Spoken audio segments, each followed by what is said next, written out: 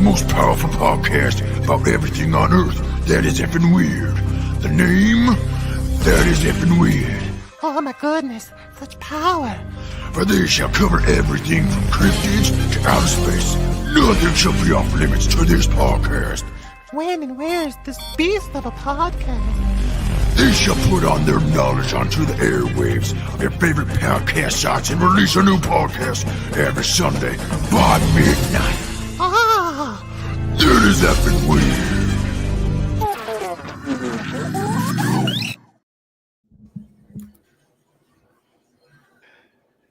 How'd you guys like that intro?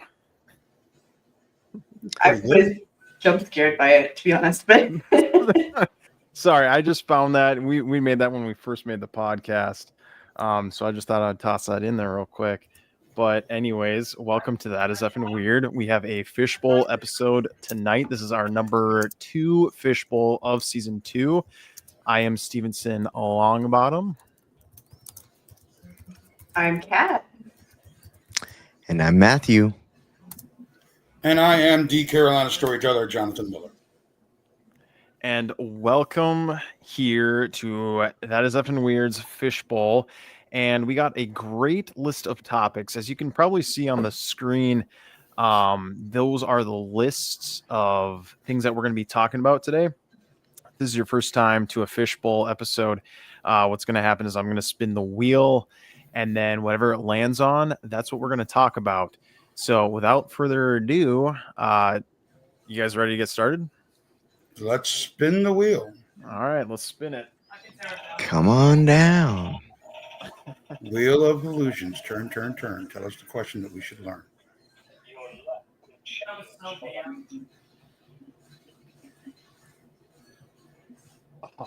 Oh, okay.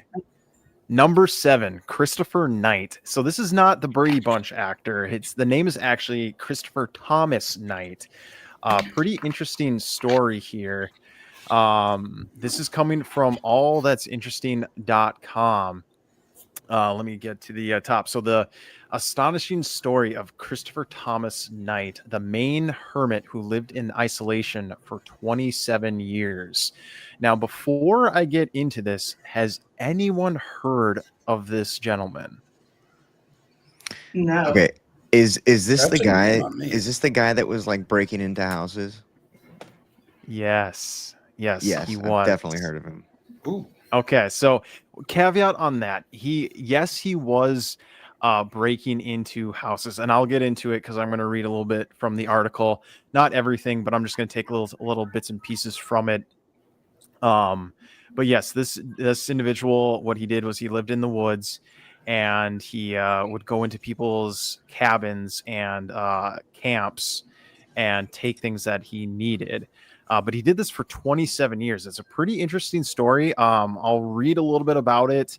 I won't go into everything. You as the listener, if you want to read more into it, again, the individual's name is Christopher Thomas Knight. So in the 1980s, Christopher Thomas Knight decided to leave the world behind and spend his life in the woods of Maine, unbothered by the demands of bills, a career, or his fellow humans. He was just 20 years old at the time, and he wouldn't be emerged from the forest until he was nearly 50 years old. So Mr. Knight survived by sailing from summer camps and seasonal cabins.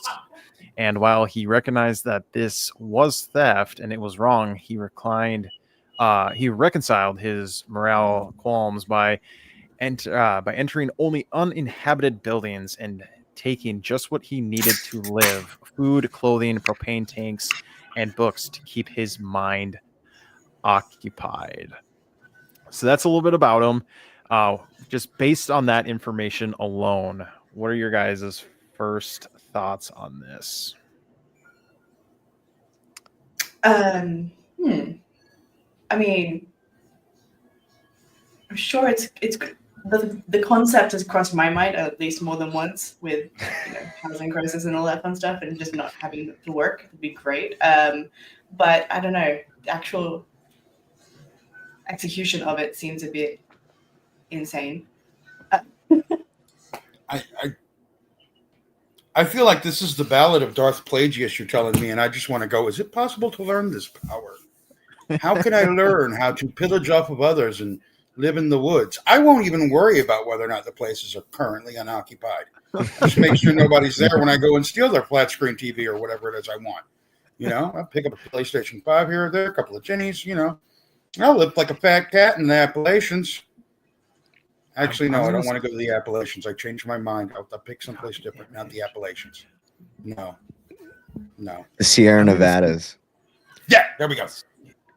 So the stories that I've heard about this specifically are super interesting because it'd be like people will go to their vacation cabin and they'll not really notice anything is out of whack or are missing, and then it'll be like all of their canned food is gone, or the lights will go out, right? And they're all looking for their lamps, and it's like all of our lamps are gone. What is going on? Right? It was like time after time after time. It was like one thing would be here missing, one missing over here. This would be missing over here. And it took forever for them to actually put together that there was somebody out in the woods living out there for who knows how long. Nobody knew at that time. And they like put it together. Oh my gosh, there's somebody like taking what he needs. I mean, I want to know what his setup was like, honestly. Did he build himself a ramshackle shack? Because this is Maine. Maine gets cold. Yeah. Or did he have a cave? Did he have himself a literal man cave? So go to I posted the link in the comments if you want to check out the article that I'm reading from. Again, it's allthat'sinteresting.com / Christopher Thomas Knight. So it does have a picture of his setup, and it is actually in the wintertime. Now it's only part of it.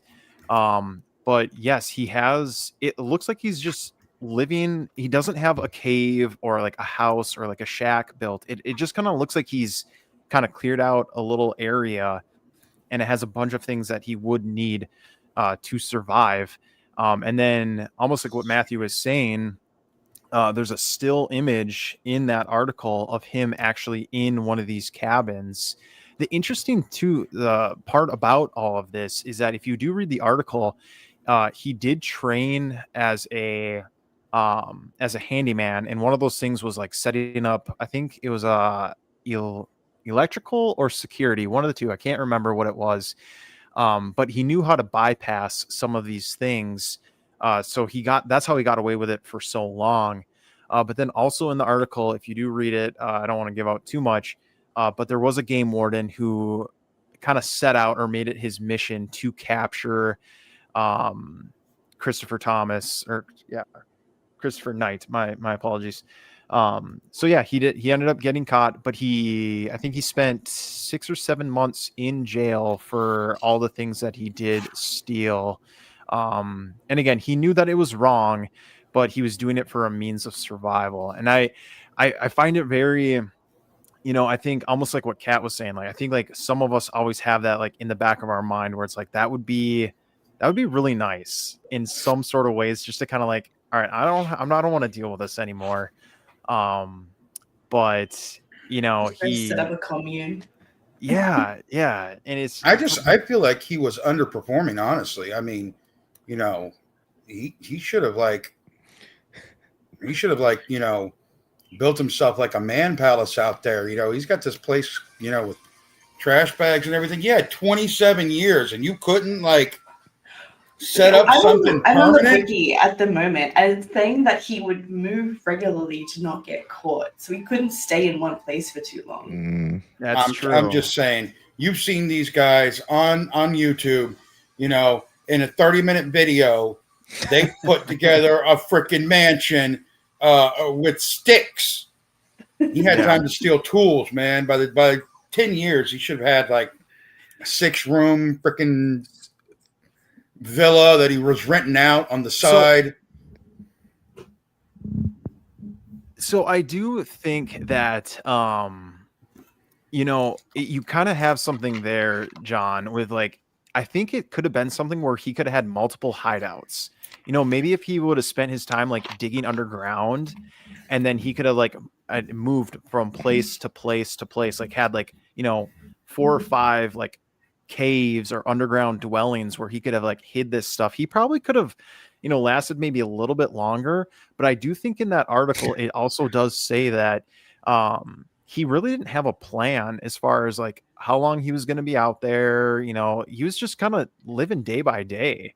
So yeah. Well, there's those people like literally in the Appalachian Mountains, right, where they had no clue that like World War II had happened, right? They didn't have any clue that Vietnam happened, and they like come out after like years of just no contact with the world, and people are like, "Oh yeah, this and this and this." Like, what are you talking about? Yeah. It's a very Christopher McCandless-esque situation, right? Disenfranchised, Mhm. or at least disenchanted with the world.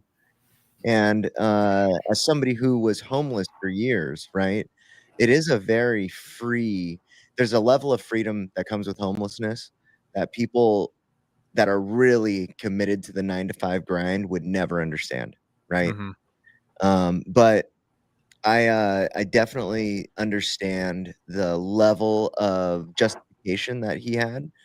The thing that I think I don't think he evolved with the times because eventually, they have cameras, like footage of him like breaking into houses and stuff like that. And who knows if he actually even understood that that was really going on by that time. He might, yeah, he that might not is have never known that cameras existed. Yeah. That is true. Like that is something that I think you kind of forget is like, yes, he is totally detached from what is going on. However, I wonder if he did at any point like take a radio.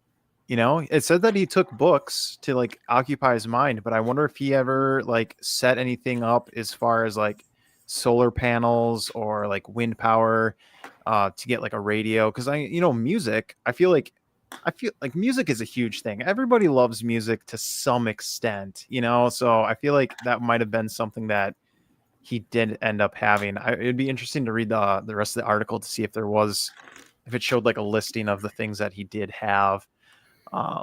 Yeah. He probably just grabbed an acoustic guitar out of the first camp, the first YMCA camp he came across, and sat out there singing John Denver songs all night in the moonlight with Bigfoot and the thing that shall not be named from the Appalachian, just country roads take me home. And that is exactly why he got caught, because he never bothered to go pick up a newspaper.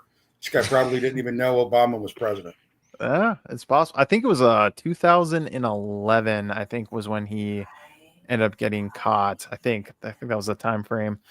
But yeah, That was like a black guy's president. How did that happen? But yeah, that's the story of Christopher Thomas Knight. Any final thoughts before we move on to the next one? Yeah, I would like to say if he ever listens to this, the beard was really working for you. Isn't there is another picture, I think, of him without the beard in court, Right. correct? Yeah, like shaved head, Yeah. no beard. That's what I'm saying. The beard was definitely working. From Yeah. one bearded guy to another, mad props on your beard game, man. It worked. It was great. You should have kept it. Sorry they didn't let you. Well, let's spin the wheel again. Don't do what you did last time. Yep, I tell you what it did last time. It did, but I changed the numbers around, so it's not going to go in sequential order. You thought this went through. Good job. Good job. I did. All right. So, okay. This is another one. Kenny Waters. Has anybody heard of the name Kenny Waters before? No. No. Matthew? Maybe. Was this guy like wrongfully imprisoned? Dang, you are good. You're 2 for 2 tonight. Yes. So let me pull up the article. This is from the innocenceproject.org. Yeah. Yes. Mr. Waters was wrongfully accused of murder, and he spent, again, I'll just give a little quick rundown. He spent 18 years in prison before finally being released. But the thing that's so big about this story is that his sister ended up becoming his lawyer and freeing him.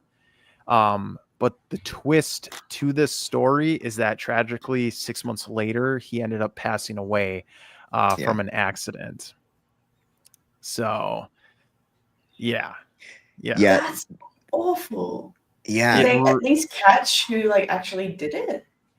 I don't think so. I didn't actually look into the actual case of the individual who was murdered. It was more surrounding Mr. Waters himself and how his sister essentially came from. So I'll just go into the article. So his sister, who didn't graduate from high school, she ended up getting her GED, putting herself through college and then through law school, all the while taking care of 2 kids to set her brother free. And kind of what happened was that on the morning of May 21st, 1980, Catherine Ritz was murdered in her Massachusetts home. Her body was found at 10:45, where there were bloodstains throughout the house, and her purse, some jewelry, and an envelope where she kept cash were all missing. In this trial, the only 2 real witnesses were Mr. Waters' girlfriend, and I forgot who the other person was, but it was their testimonies that actually ended him up in jail.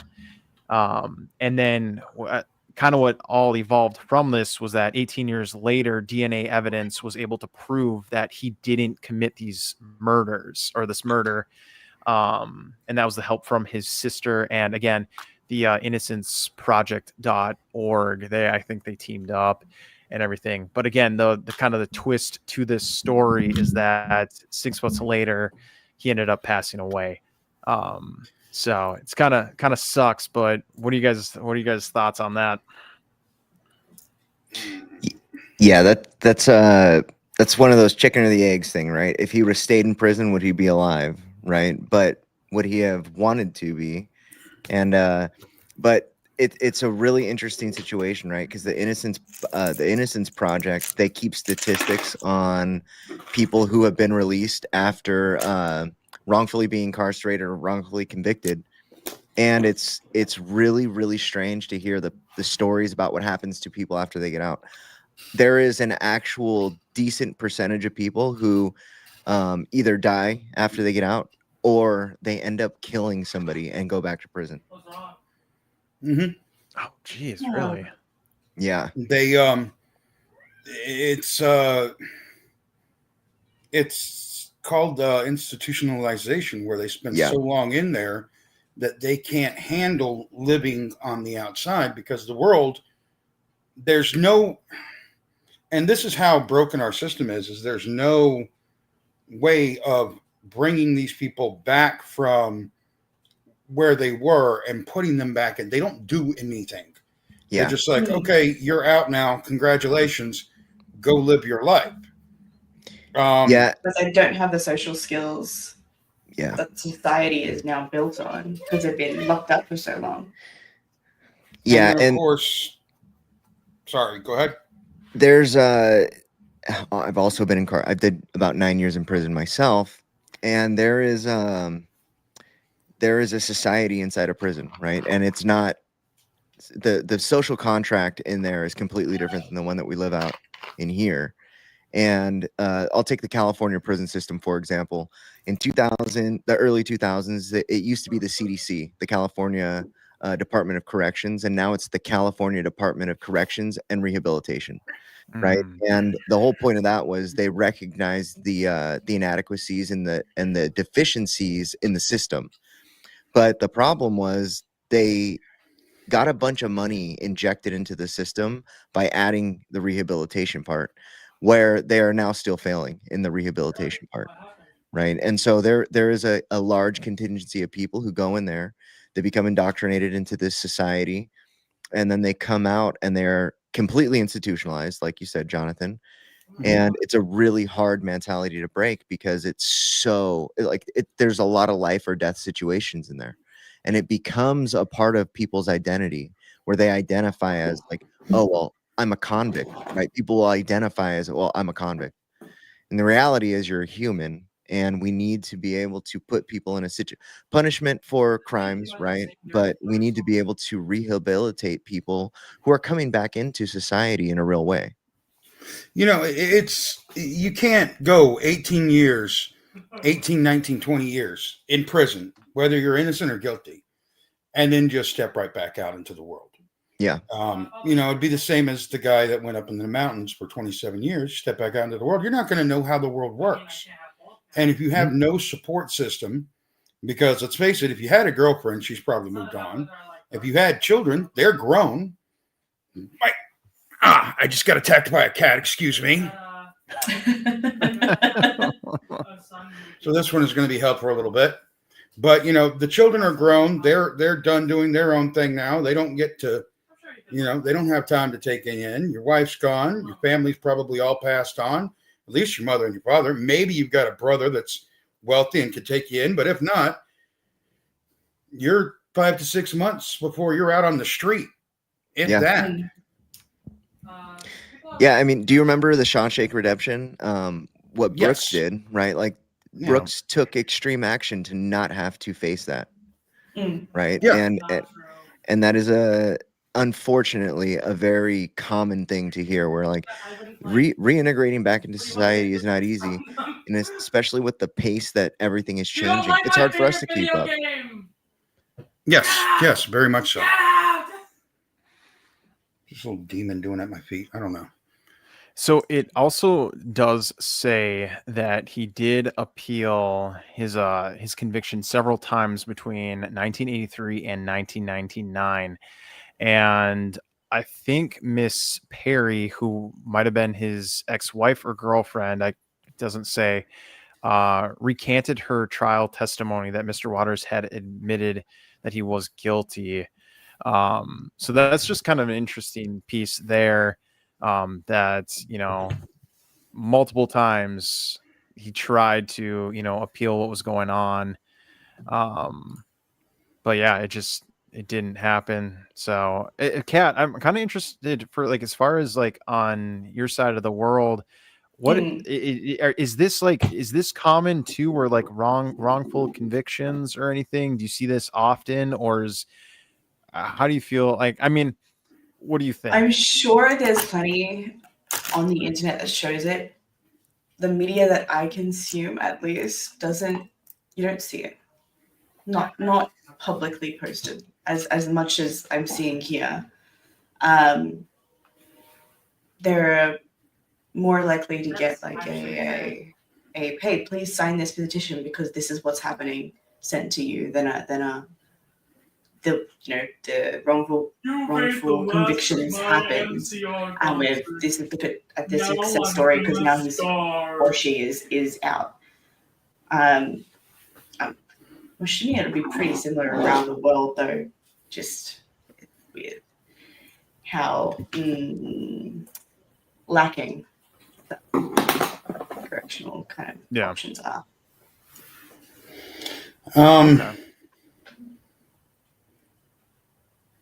Yeah. It's a sad story. It's definitely a sad story that, you know, it sucks that that happens, but you know, I don't know. I don't know if there's a way that you can, I don't know if there's a way that you can kind of fix this thing. Again, like it was the DNA evidence. It was something that hadn't even come around yet that was able to set him free. So it's very unfortunate. I feel like I've heard these stories more often than not. So yeah. Yeah, I will say that the Australian penal system has a really good reputation for being extremely fair, and it's an adversarial system where they put an extreme premium on the innocent until proven guilty thing, where in the United States you get locked up and you stay locked up until you prove you're innocent. You know, and it's like the likelihood of you doing that is fairly low. We have a really high conviction rate, and it's because people take deals instead of going to trial. And I think, if I'm not mistaken, that Australia is much more fair the way they look at court cases and criminal cases specifically. Yeah, I'm probably not as educated in penal systems as I should be, but like I'm not sure, like because always see in American kind of movies where you can post bail and just walk out. I don't think that's part of Australia's system at all, which is something that I found insane. That you could just pay some money and you're fine for now.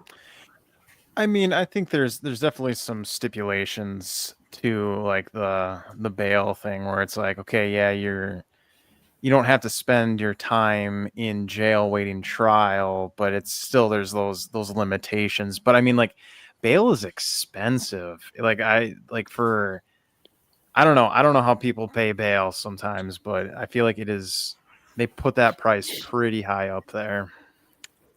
Well, you go to a bondsman, I mean, don't ask me how I know this, but you go to a bondsman and you drop a percentage of the bond or bail, and then that bondsman puts the bail up, and then you have a bounty hunter that's basically tied to that bond, because if you don't show up for court, they either have to produce you or they have to pay that money. And believe me, bail bondsmen do not want to pay that money, so that's where you get Dog the Bounty Hunter and all of that. Yeah. But what I was going to say is that a big problem with the American legal system now is we've got privatized prisons. So we've got these companies that are making money off of how many people are in jail. So they offer incentives to district attorneys to get these quickie convictions. Get somebody in here, get them in here for 6 months for a crime that, they should be getting 3 years for, or get the guilty guy to admit that he did something and make a deal. Hey, you faced 20 years, but we'll give you 5 if you just say you did it. And, that's a good point. We've turned it into a money-making scheme. So now that it's a money-making scheme, the whole innocent until proven guilty is more like innocent if you can make more money for them out than you can in. Yeah. Yeah, it's typically 10% cash down, right? And yeah, and the problem with the bail, they're trying to get rid of it right now, actually, right? In the United States, but the problem with the bail system is it's not uniform in any way, and it varies from county to county as well, and charge to charge is different. But the problem that you see with it is that the people who can typically afford bail can also afford a good attorney.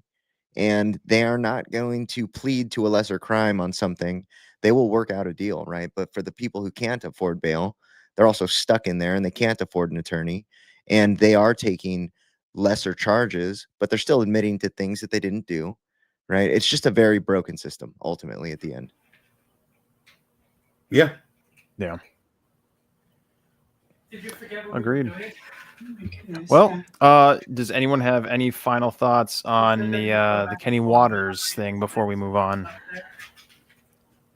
Apart from the timing just being absolutely dreadful, like that's just terrible that he spent so much time there. He wasn't even guilty, and then an accident just wiped him off. Like that's an awful situation, but like it's an if or at that point of like again, would he still be alive now if he stayed in jail?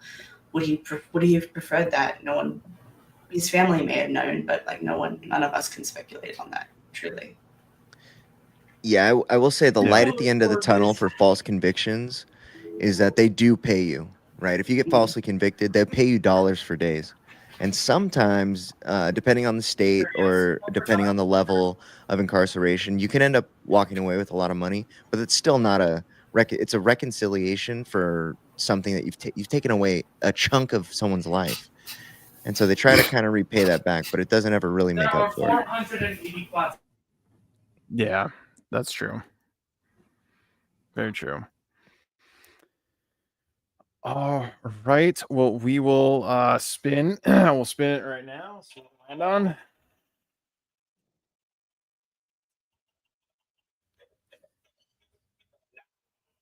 Oh, Is it just going to go around the circle? What's that?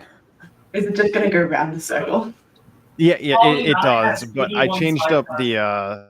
the numbers and everything, so it's not going to go in. So yes, I made that mistake last time. That's what Jonathan was bringing up. But okay, so Kat, you should actually be pretty familiar with this next one. Maybe You not. say that very confidently. I'm googling it, and I was like, "What? It's an Australian thing." Yes. Oh, they're birds. Okay. So I do think that this happens probably other places than Australia, but the video that I had saw about this, and that's why it's on here, is there's a term called fire hawks, where what happens is that these hawks will go to a fire that is happening wherever, and they'll pick up ambers or these sticks that are on fire, and then they'll throw it into these dry areas where they think prey is, and then that will set up like a fire, and then their prey will scatter, and then they continue to do this, and this is how like fires will end up getting spread. I thought it was a very interesting thing. I feel like it is there's again, this probably happens in other places than Australia, but I did see it, and I thought it was very interesting that that's what these birds are doing to hunt. I thought it was pretty cool and pretty ingenious that they figured out how to do this. Come on, birds. Like we have enough wildfires as is. We don't need birds just spreading fire for fun as well. Like, Jesus. What, you don't want to swim all the way? they want that barbecue. Even so, Yeah, right. barbecue yourself, maybe, but like, oh my goodness, like we have like days that like one of the bigger ones was Black Friday, where it was just a wildfire that decimated like massive amounts of area of Australia.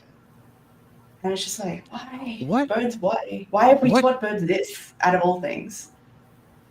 What year was it that Australia was just having those terrible fire? Was it the same year as COVID? Was it 2021 that it was? They've had lots of bushfires. There was like a Black Friday, Black Saturday bushfires in 2009 that were really quite bad. We've had some really bad ones in like the early 1900s down in Victoria that were pretty bad. But like, yeah, there's lots. There was a couple, during COVID, we did have a couple of bad ones in 2020 as well. Whereas, like, I was for some reason considered a necessity worker, so I was still at work. But we had these massive windows around the outside of the factory, and all you could see was white. And it looked like it was like dense fog, but it was just smoke. No way. And you couldn't see the other side of the street. We were having to wear masks, not just because COVID, but because of the fire, as we were commuting to and from home. And, you know, there was a shortage of like the chemical grade masks to protect you, just because people were like, well, there's not enough firefighters. We're going to have to stay at our homes to just try and keep it back. Just keep it, you know, do the preventative, clearing up the brush, clearing up the any of the loose leaves, doing back burning just to get ahead of the bit so it can't burn again straight away, kind of thing. Jeez, It was nuts. That's terrible. I know here in the States that like there will be certain areas where it gets like, you know, not every single year, but like I feel like, what is it? I feel like Washington, or maybe it's just the West Coast, will get pretty dry. Yeah, and then there was like some I feel really like bad ones in California recently, wasn't it? Oh, I think yeah, I think so too. That like California had some pretty bad ones, and I don't know if it's every single year, but more on the lines of like these birds that are doing this. I think it's really smart, and I wonder kind of how they first thought of this, or I wonder how the birds like instinctually, like I wonder if like one bird just accidentally did it and saw that it was effective, and another bird saw it, and then they just like kept doing it. I'm really curious as to understand or figure out why or how these birds keep doing this. It's very interesting. Isn't there multiple like fire bird Pokemons? Yes. Right, and I think there's like one. There's like a firestorm attack, right? That one has maybe multiple. Maybe. But birds are extremely intelligent, right? Have you seen those videos of the blackbirds that they'll put like a bottle of water, and as it gets emptier, they'll put rocks in it to displace the water. Yeah, so that the Yes. snack or the tree or whatever can come up to the top. Yeah. Crows can actually identify faces. What I was going to say is actually I've heard about these long ago. We actually didn't believe in them at first. I was a firefighter 20 some odd years ago. Well, I stopped 10 some odd years ago, but 20 some odd years ago when I was in the middle of the fire service, we met with a whole bunch of woodland firefighters. These guys called smoke jumpers. And these are the guys that go around the world. They look for these wildfires just so they could fly over and jump into them and save people's lives, basically. It is the craziest and most dangerous thing I can personally think of somebody doing. And personally, I would never do it. But they actually told us about these birds. I don't know if you guys can hear my son in there playing a game, but 100%. Yeah, wow, almost as loud as you are. Yeah, I don't understand how his friends don't freaking tell him to shut up. But yeah, like they tell us that these things were actually real. These birds would actually, while they're fighting the fire, would take something and fly to another area and start another area on fire so they could drive out and flush out their prey. And it wasn't just hawks, eagles, condors, any bird of prey has picked up this tactic of using fire. And it's probably kind of worrisome. The birds are learning to hunt people. They'll hunt people next. So I also know that like something that will happen during like fires, like in the out in like whatever area, is like sometimes like the animals themselves will catch on fire. I've heard of rabbits like catching on fire, and because they're fast, they'll hop to another area and then start another fire in that area, and and then just so on and so forth. It can get really out of hand. So I can only imagine as like a firefighter like that, just okay, how did it spread all the way over there, and just having to like navigate that. So I don't know if you would try to like spray the animals so they don't do that. I don't know the process for that, but it's just very Nobody interesting. ever told me. We never got to how do you stop them, because I mean, this is something that's been around for years that they've talked about. So when you go to, they go, oh yeah, there's these birds birds will take, bits of fire and drop it into areas to scatter prey. And I'm like, yeah, you're right. And then a woodland firefighter, a smoke jumper who's, got big brass ones, looks at you and goes, oh yeah, that's a real thing. And you're like, no, you're lying. He's like, no, seen it happen myself. You don't ask the guy, how do they stop it? You're too busy trying to wrap your head around how this thing that you thought was imaginary is actually real. That'd be like if somebody walked up to me tomorrow and said, oh yeah, by the way, Bigfoot lives right next door to me. Yeah. I'm not asking what his favorite TV show is at that point in time. I'm wrapping my head around the fact that Bigfoot actually lives next door to this guy. And I've been over at his house 50 times and I never knew it. Yes. So yeah, it's pretty crazy. But any final thoughts on the Firehawks?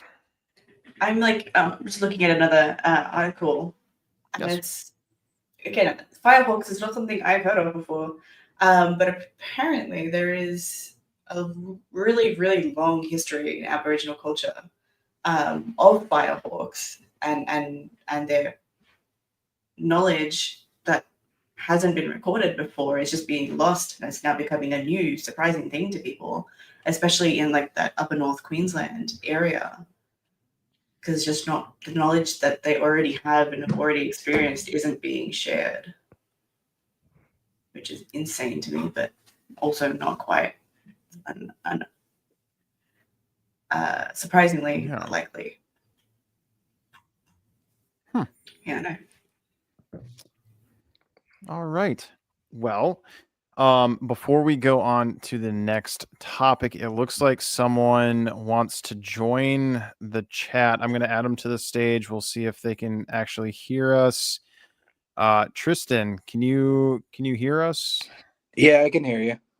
Okay. Well, welcome to the show, Tristan. I don't know how much of this you've been able to hear. But we're going to spin and we're going to get the next topic going, and then just partake in the conversation. Yeah, before you do that, I want to mention I hate birds. I hate them so much. I listened to that last. I hate birds. They are evil, twisted, awful beings, which is why they set fire to shit, because what other animal would do that other than a bird?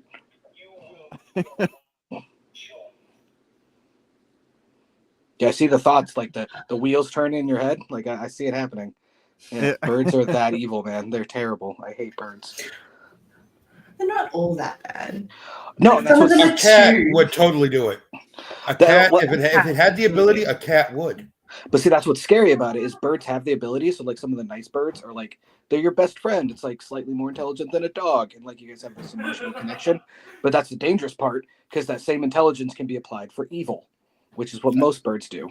I 100% disagree, but hang on. Let me show you something real quick. Hang on. I have to go get it. I have to go get a prop. Oh, Talk amongst yourselves. Give me just a second. All right. As he's getting whatever he needs to, the next topic that we have is martial meat. So what I need everyone to do is click on the link in the comments and watch the video. It's from Reddit. If anyone can screen share it, that'd be awesome. I just my internet is terribly slow. I'm not logged into my Reddit on my computer. I don't know what my password is. I don't know if everybody can see this or not, Does he know? but he has opposable thumbs. Mm-hmm. Your cat. My cat is polydactyl. So if he ever figures out a lighter and I don't feed him on time, Does he know? my life is in danger. Oh Lord. I don't disagree with that there. Especially when they get fat, it's so much worse because then it's like over and they've already won. Okay, can you guys see the share? Yes. Okay. I don't see it. I mean, I've seen it, so it doesn't matter. Okay. I'm going to press play. You need to learn how to bite. Wait, can you guys hear that? Yeah. Yep. Okay, hang on. To learn how to bite. And the time code will start.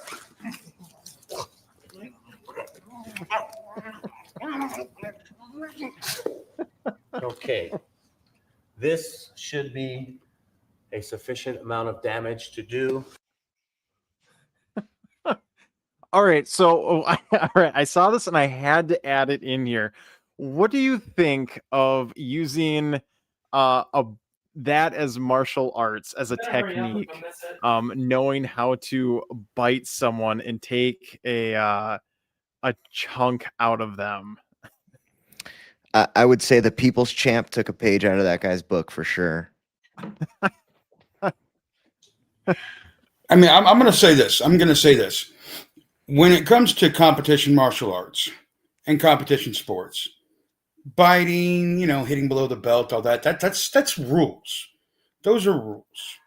But when you are fighting someone and your life or your health or your honor or whatever is on the line, rules go out the window. There are no rules in a street fight. So if your job is to win that fight, it doesn't matter if all you have to do is bite them a little bit or bite them a lot. If you win the fight because of it, that's a good move. That's a really smart move. So teaching people that, hey, you need to know how to bite somebody in case that's the only thing you have. Yeah, I mean, I taught my kids at a young age, look, if it's what you got, bite a finger off. Bite off their thumb, No. Fucking rip flesh. I don't care. Yeah. Get away, save your life, You know what I've always wondered? So you could take a bite out of meat pretty easily, right? And like I've bit myself before, like I've bit other people, like stuff like that. But it's like, how hard do you actually have to bite somebody to bite a chunk out of them like that? Right? I Really? know it's significantly different than biting a chunk of meat, but like, can you really do that?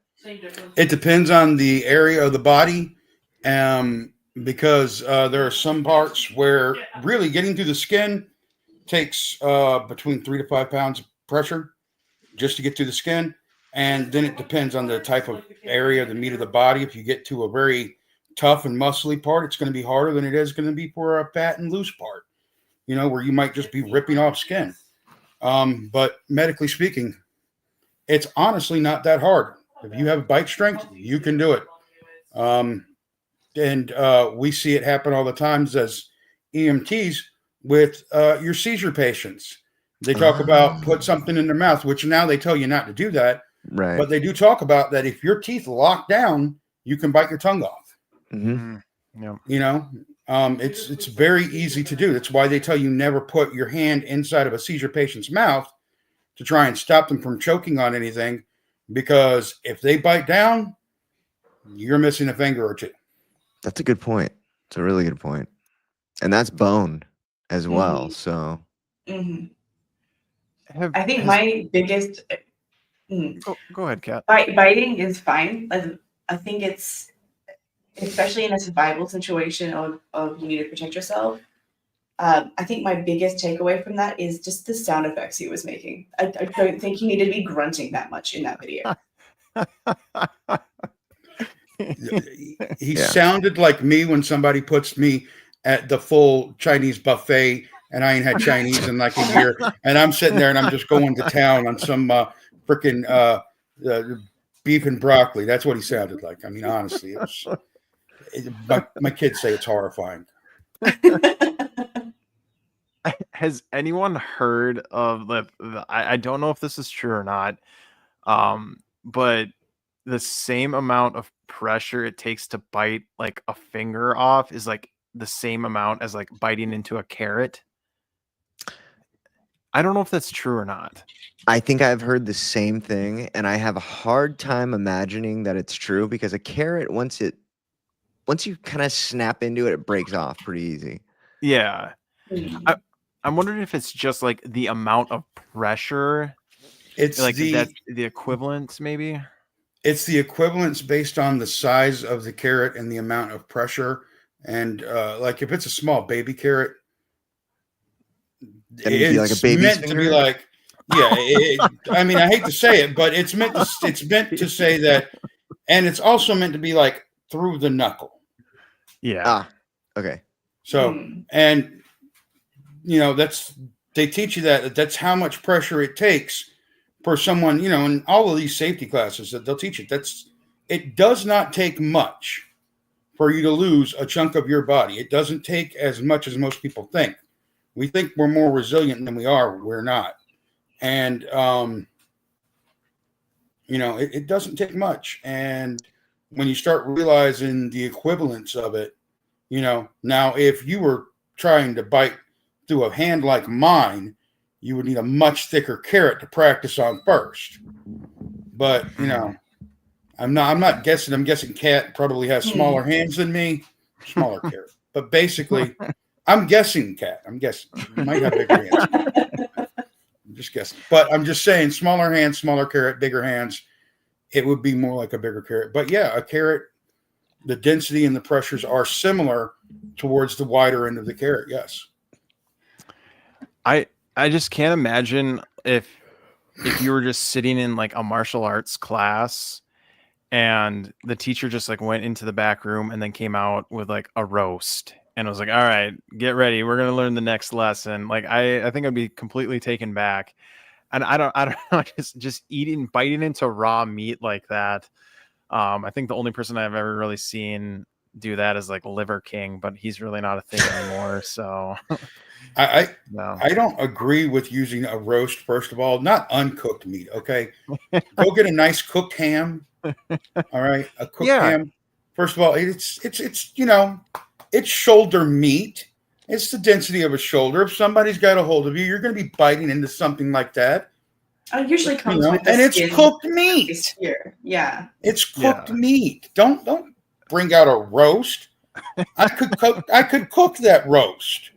I'm going to see you biting into the roast, spitting a chunk out, and the only thing I'm going to be thinking is that would have been great with potatoes and carrots. You do bring up a good point. Like, yeah, I don't understand why he didn't bring out like a ham, like a cooked ham. Why did it have to be like, okay, I get the concept of like it needs to be raw, like raw meat. Okay, you're simulating muscle and everything. But I think you could have driven the same point maybe with like a really like overcooked ham. So where it was like really dry. So it was a little bit more tough. Yeah, or like beef jerky or something. I don't know. He could have just gone and gotten something that somebody had completely screwed up. An overcooked steak. He didn't need to ruin a good piece of meat. Yeah. Okay, he did. He could have gotten a steak that was cooked by a friend that I will not name. That's well done beyond the point of being well done, and when you go to bite into it, you break a tooth. And that's what he could have used. But no, he had to ruin a perfectly good roast. And I can't forgive him for that. I think we're making a lot of assumptions about this meat. What kind of meat do we really think this is here? He's crazy. Remember that. Ooh. Oh, that looked like a bottom round roast right there. Okay. I don't know. Trust the fat guy. That is a good point.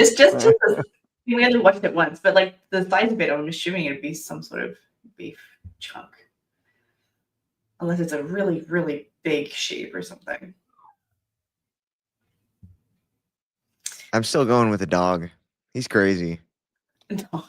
Okay. Well, no. If it was a dog, it would have to have been Great Dane, and nobody would harm a Great Dane. They're adorable. Meaty. They're not meaty though, Great Danes. This is true. Very good point. This is true. They're lanky. It'd be more like a Mastiff or something. Yeah, a Mastiff, maybe. One of those Russian ones that look like bears. That is a possibility. A Newfoundland, maybe. A Newfie, yeah, a Newfie could be. Yeah. It'd be interesting to see like what. Because those are all adorable dogs. Yeah. Because in like zombie movies and all that fun stuff, and they always show people biting, or the zombies biting straight through, just ripping chunks out.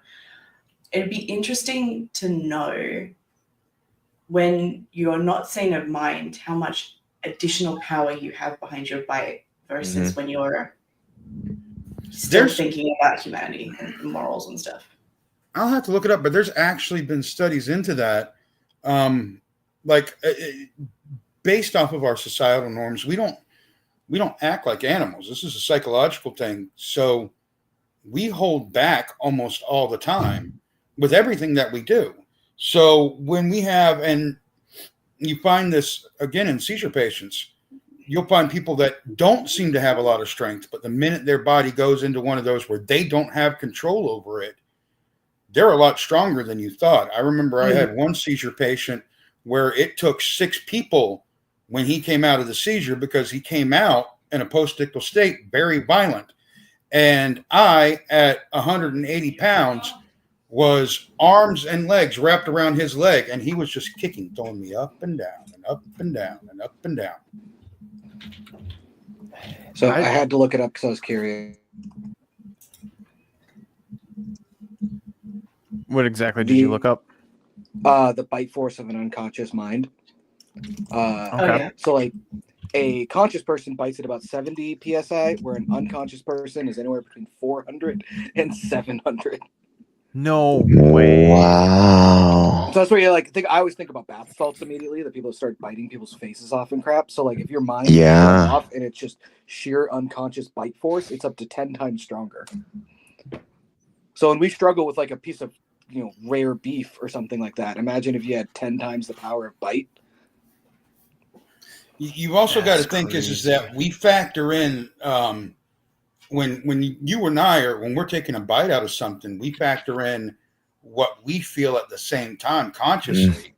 And so if we start feeling that pressure too much, like it's going to hurt us, we back off. When you don't have that thought in there, you just go straight through. You don't care if it hurts you. So yeah.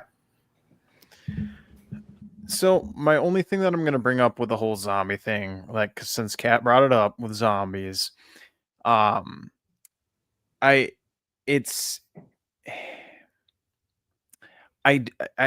don't like the fact that the undead who are essentially wasting away. Okay, yes, they possibly do have like this unconscious bite force, but however, they are still rotting flesh themselves. They like technically aren't living. So I feel like their teeth, like they're normal, like they wouldn't have the amount of strength or like density. Like I don't know. I just feel like that's my only issue with like the whole zombie thing. And then like I don't know. I want to pose a question to you then, like, because you got to think about that. So if they're a zombie decaying, like theoretically what would be happening is their jaw would be intact and they'd have all the muscles and they could then bite into shit. So what powers the skeleton then? Like what's the point of zombie breaks down? I think that's an important thing. Like, does it stop moving at a certain point or do we go full skeleton? Well, see, that's the thing is like if zombies are just walking around. Okay, now we're getting into a side tangent. This is the last thing I'm going to say about zombies, but I feel like with zombies, I knew we could get with zombies, man. Like I knew that would start it. Zombies are aliens every time. I feel like the zombies' diet, right? Like they're not constantly getting the nutrition, like they're not getting the vitamins and nutrition that they need. They're lacking vitamin D. Okay, yeah, they're sitting out in the sun all day, but they're still wasting away. I feel like their bones would become very brittle. But once someone comes a bit zombie, is it not just a separate ecological system where it doesn't run off human biology anymore? It's something different. But I think you're still tethered to the laws of being a human. Like the human beings need certain things to maintain the body. So I think that's where I don't know. Here's my whole thing. When they find a skull, when you find an animal skull or a human skull, how often do they find one that has no teeth, unless the teeth have been removed? Yeah, you have the teeth, but don't have the bite strength because you have none of the muscles behind it. They're zombies. It's magical, whatever it is. It's movie land. I mean, I feel like most often, like, skulls are found with the teeth in there, like more often than not. But I'm just saying, like, but again, it's coming down to like, okay, that animal had a normal, diet up until it died. So its teeth, like everything should be, well maintained. But and getting the nutrition it needs. Whereas like a zombie, if they're walking around for, a couple of months, a year, just rotting away, I feel things would become very brittle. Okay, Alex, let me ask you this then. Okay, so there's now two schools of thought: whether they're organic, which they break down, or they're magical, which means they're magical. That's fun, right? But here's what you're not considering, which I think will stump you. What if the aliens are powering the zombies? All right, we're not going to get into an alien debate right now. So it's alien technology is why their bite force is that much stronger, even as skeletons. It's not magic; it's aliens. It's fine. Yeah. They're an alien life force that they're like orchestrating like a virus, right? And they're all like synergistically living inside of the host, right? And by the way, the aliens were all brought here through the Necronomicon with the Eldritch horrors. It's like a Okay. multiverse. They're a thing. I love package this. deal. They don't go anywhere without each other. Yep. And somehow the Evil Dead was involved. All right. Well, we're gonna move on, and this is gonna be our last topic because now we're talking aliens, and I'm gonna get all heated and everything. But all right, let's see. Before what we go, lands on. I have to call it a night, guys. So it was nice meeting everybody, and thank you. Good Matthew. meeting you, man. Have a nice night. Yes. Thank you, Matthew. Thank you, guys. All right. Well, this will be our last topic. Oh, I wish Matthew could have Teaching stuck around for class this one. 101. This one's pretty good too. I will grab the link again. This is a Reddit video. Let me grab it real quick.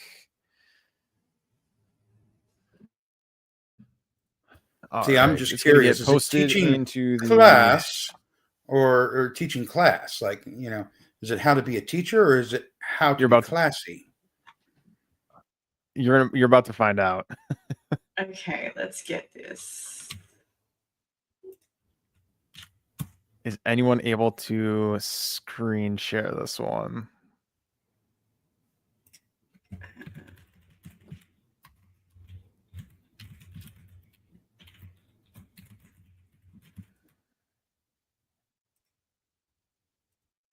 Oh, that's not the right email. Wait, which email is it?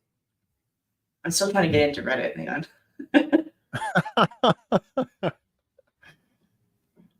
Wait, I'm gonna post the link in the Discord so I can get it on my phone at least, so I can just log in.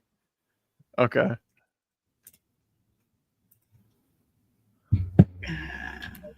This is With a volunteer. Who did? All right. Okay, I cannot We do uh anything. Let me see your ID, please. What do you want to see my ID for? Because I'm asking for it. Okay, here. It's not me. This doesn't look like you either. Yeah, that's not me. You have your driver's license? No, I don't have a the driver. Come here. We're not done. Okay, I got the COVID. Don't get close to me. No. Turn around. No. Turn around. Bring me here, Coke. You're now being detained while we decide who you actually are. You're on a campus teaching a class. Who are you? My name is Henry Nguyen. Henry Wynn. Yeah, That's not the name that you just showed me. no, that is different. So how are you here teaching a class, Uh-huh. showing me an ID? Where'd it go? This is a student. This man is showing an ID that's not even him. Yeah, because we're in a wait. No. Now you look like yourself. You're presenting a student ID as yourself. Don't even know if this is a 17-year-old or I collect them. You collect them? No, I don't collect. They just drop it there. what do you think Are you a of professor here? that? No. So why are you teaching a class? Because with a volunteer. Who did? How did you get? Okay, maybe university campus is a bit different, but how did you get into the classroom? Oh, that's the easy part. My question is what class was he supposedly teaching? That too. Yes, I think Jonathan is onto something where I think it's easy to slip into these classes on some campuses. I think the tricky thing, or like what's kind of is like how do you end up teaching an entire class? Like how is the campus not tracking or like aware of like a substitute or a fill-in or like that's the part that baffles me about this one. Yeah, because I mean, at least in my day, you could do things called audit classes, where basically you don't have to pay for a class if you're not taking the class. But if you want to audit, sometimes a professor will let you sit there and you could basically learn for free. You're just not getting any credit for it, Okay. So if you want to just know it so that you know it, fine, but you're not going to get any credit for it. But to be able to teach a class, first of all, your students are going to be asking you questions you're going to have to know the answers to. And Unless second you of just all, pass it off like he was doing in the video, just like No, and then just continues. And then the next thing is how does nobody else not know this guy's not supposed to be teaching? And I'm To be wondering fair, if if I was in one of those big classes and I was half asleep and not awake, I probably wouldn't care who was at the front of the room. Well, no, I mean somebody else on the staff. How is the guy in the next classroom not like, you're not supposed to be teaching English 101? see, that's what I'm wondering about too, is like how was he able to fool the staff or like the campus with being there? Like that's what I don't understand.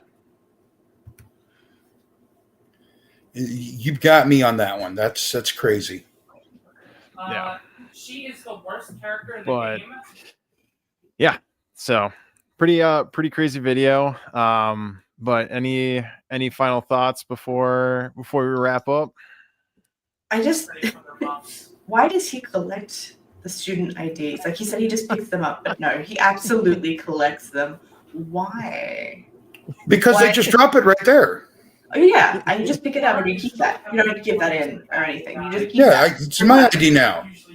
That's who you are.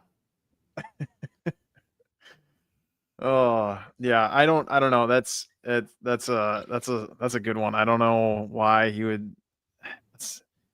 I don't know. Maybe he wasn't a student there, or maybe it was like some sort of social experiment too. That Also, he was doing. The wig. Why put the wig on? You look more like a professor without the hair. I'm just saying. Maybe that's what tipped everyone off. That'd be like me. That'd be like me covering up the beard and going out and telling stories. I look more like a storyteller, like a redneck storyteller with the beard. Okay? Why would you hide the thing that makes you look like what you're trying to be? That's like the guy pretending to be a cop not wearing a uniform, you know? He's going to go out there in a Hawaiian shirt and be like, I'm 5'0". No, you're not. It's not even Hawaii. Yeah. Oh, Lordy. But yeah, that's all the topics. That's really all the time we have for tonight. Jonathan, Kat, Tristan. Tristan is still, I think, here, but we can't see him. But regardless, you as the audience members, thank you for stopping by, taking the time to listen to the podcast. I know we didn't get to finish all of the topics. What I'll do is I'll just erase the ones that we did do, and I will leave the other ones up there for the next time we do a Fishbowl. Again, the Fishbowls are going to be happening the last weekend of every month. So tune in. And I think the next one is possibly going to be Halloween, which does fall on a Friday stateside. So we'll figure that one out. We'll see if we can do that or not. But yes, again, Kat, Jonathan, thank you both for stopping by, and Tristan, you as well, and Matthew, thank you for all participating in the Fishbowl. Thanks for having me. This was awesome, as always. I appreciate it. Yeah, no problem. And you, the audience member, just keep an eye out for more stuff that we do here on the YouTube channel. There are the Fishbowls, but if you want to listen to any of the other episodes that we do have, you can check us out on Podbean or here on YouTube as well. We do have all of the listings, and then also too, we have Zazzle, which is our merch store. You can check out stuff there. Jonathan has his own podcast. Jonathan, if you want to give a shout out to that real quick for anyone who wants to listen to that. Remember, you guys can always catch me on The Carolina Storyteller, available wherever you listen to podcasts, or my audio drama, Valmont, The Black Raven Chronicles, which will be wrapping up season 1 this month. So be sure Halloween night, that last episode is going to drop, and it's going to be a doozy. So check those out. Perfect. And then Matthew also has his own podcast as well. We'll put all of that stuff in the description too. And then, yeah, if you liked what you heard, just remember that old thing that we have here. We don't want stuff that's normal. We want stuff that's effing weird.